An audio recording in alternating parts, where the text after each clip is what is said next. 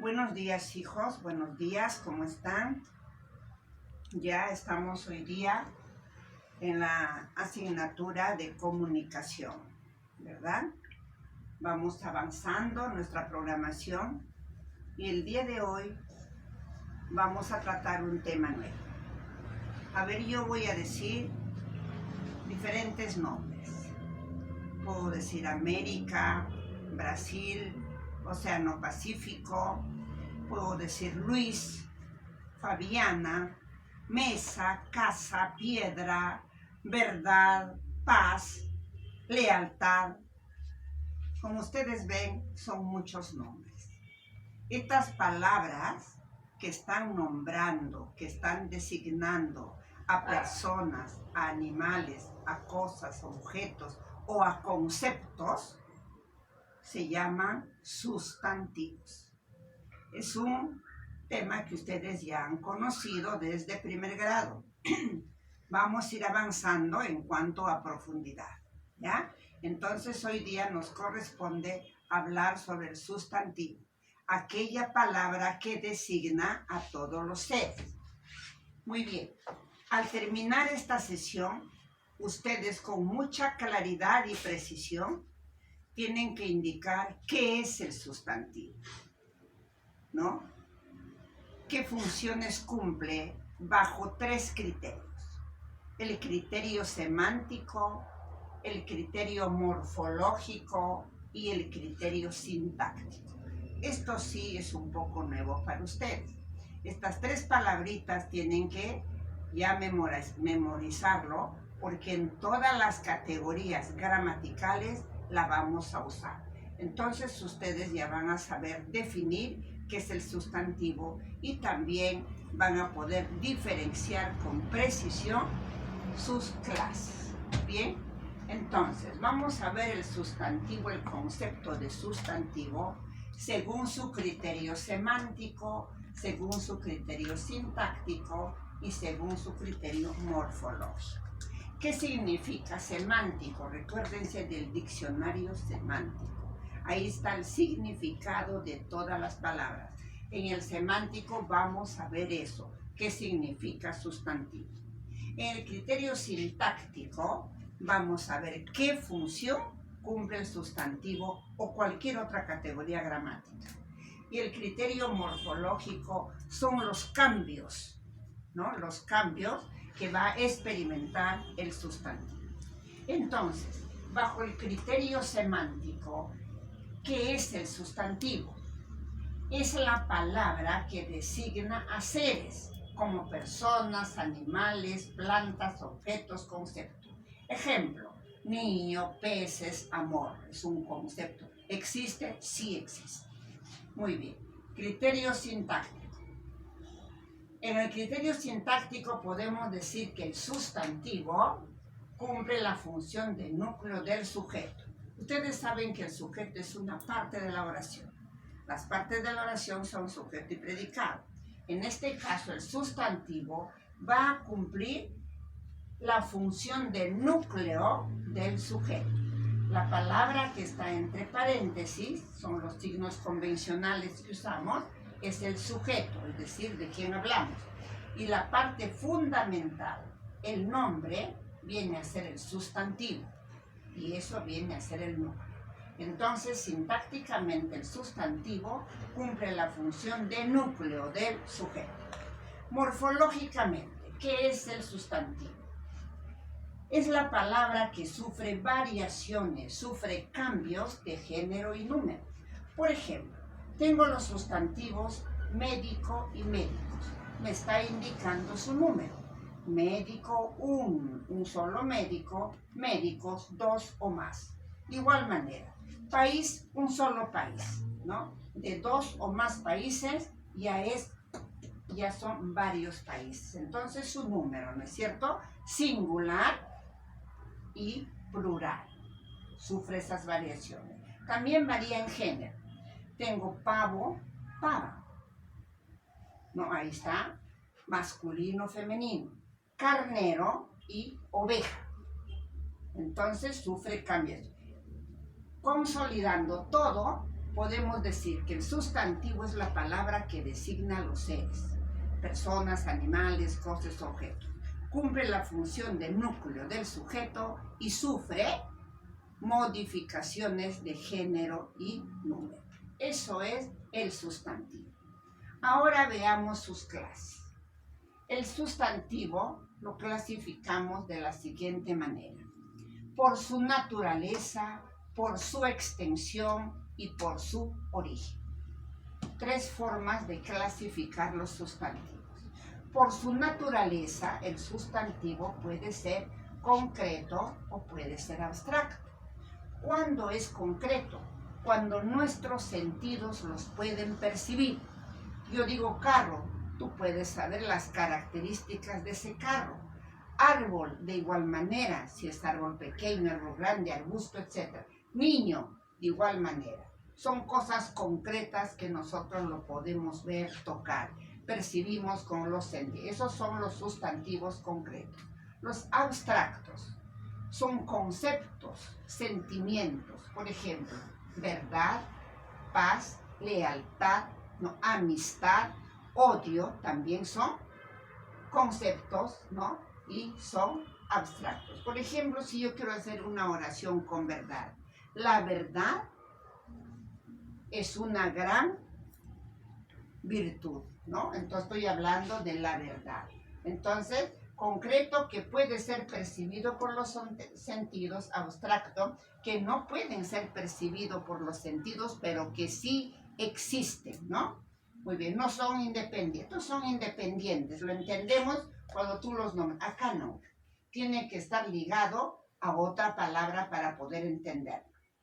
Por su extensión, el sustantivo puede ser común o puede ser propio. Es sustantivo común cuando se refiere a todos los seres en general. Por ejemplo, si yo digo niño, se refiere a cualquier niño, a todos los niños del mundo. Pero si yo digo Juan, ¿no? Ya viene a ser propio. Entonces, además, Chimbote, Pedro son sustantivos propios, porque están en forma individual, diferenciándose de los demás de su especie. El sustantivo común puede clasificarse en individual y colectivo. Como ejemplo, por ejemplo, tenemos individual, oveja, cerdo. A un conjunto, a un colectivo de objetos, de abejas, digo, se le llama rebaño. Y a un conjunto de cerdos se le llama piara. ¿Bien? Entonces, siempre los sustantivos colectivos, a pesar que se refiere a un grupo, no va en plural, siempre va en singular. Entonces, el individual nombra solamente un solo ser, mientras que el colectivo nombra a un conjunto. Ojo, yo no digo varios, sino un conjunto. ¿Ya? Como ver, hay muchos individuales. Por ejemplo, yo digo el individual isla, su colectivo será, ¿desde lo saben? Archipiélago, ¿verdad? Muy bien. Entonces así hay infinidad de sustantivos individuales como sustantivos colectivos. Vamos a ver. Ahora, el propio, ya les he dicho, nombra seres diferenciándolo de los demás de su especie. Por su origen, los sustantivos pueden ser primitivos y pueden ser derivados. Y hemos estudiado ya cuando una palabra o un sustantivo es primitivo, cuando no deriva de otra palabra, ¿verdad? Existe ya de por sí. Por ejemplo, piedra, casa. Los derivados pueden ser piedraza, piedrita, piedrón, etc. Y sus derivados de casa puede ser casita, casona, caserío, etc. Ahora, los sustantivos derivados se dividen a su vez en 5 clases, subclases. Tenemos a los patronímicos, tenemos a los gentilicios, tenemos a los aumentativos y tenemos a los diminutivos y finalmente a los despectivos. Las flechitas nos están indicando las clases de sustantivo derivado. ¿Cuándo es patronímico? Es patronímico los sustantivos que derivan de los apellidos de los padres. Por ejemplo, el apellido es Rodríguez. Eso ha derivado en Rodrigo. El apellido es Álvarez. Ha derivado en Álvaro. Igual, por ejemplo, Fernández, el nombre que deriva es Fernando, ¿no? De Pedro deriva de Pedreros, y así sucesivamente. Patronímicos son los nombres que derivan de los apellidos de los padres. ¿Cuándo es gentilicio? Cuando nos indica el lugar de procedencia de los seres. Por ejemplo, si yo digo peruano, me está indicando que es del Perú. Si digo francés, de Francia. Si digo cerreño, es de Cerro de Pasco. Digo búlgaro, de Bulgaria, ¿no? Brasileño o brasilero, de Brasil. Español, danés, ¿no? Entonces, hay diferentes gentilicios. Me indican el lugar de procedencia de los seres. Los aumentativos, su mismo nombre está diciendo. Le da una significación grande. Por ejemplo, de mujer podemos decir mujerón, una mujer muy grande, ¿no es cierto? Le está aumentando tamaño. De casa podemos decir casona, una casa grande. De libro, librazo, ¿no? Un libro grande también. Entonces indica aumento de tamaño. En cuanto al diminutivo, es al contrario de aumentativo. Diminutivo le disminuye de tamaño, como papelito, pajarillo, o pajarraco, no, pajarraco no, pajarillo. Ya, dentro de los diminutivos también existen otros sustantivos llamados hipocorísticos, ¿ya? Llamados hipocorísticos. ¿Qué indican los hipocorísticos? Indican cariño, no solamente disminución, sino cariño. Por ejemplo, Lalo es un hipocorístico de Eduardo. Lucho es un hipocorístico de Luis. Chela es un hipocorístico de Graciela, ¿no? Chabela es un hipocorístico de Isabel. Entonces, dentro de los diminutivos que han disminuido su significado, encontramos a los hipocorísticos que expresan cariño, expresan afecto. Finalmente, tenemos los sustantivos despectivos. Su nombre dice desprecio, indica desprecio. Yo puedo decir para pájaro, ese pajarraco, ¿no? Para la gente, gentuza, o sea, como un desprecio. También puede ser mujerzuela, ¿no? También es un desprecio. Entonces queda bien claro, ¿no? Las clases de sustantivos, por su naturaleza, por su extensión, por su origen. Por su naturaleza concreto y abstracto. Diferencia, concreto que puede ser percibido por los sentidos. Abstracto no puede ser percibido por los sentidos. Estos son independientes, estos dependen todavía de otra palabra o sustantivo que lo acompañe. Por su extensión común, muy amplio, ¿no? Y propio, que indica uno solo. Y se escriben siempre con mayúsculas. Mira, yo le he puesto acá Pedro con minúscula para darnos cuenta que todos los nombres propios se escriben con mayúscula. Y hijos, no se vayan a olvidar. Con mayúscula. Muy bien.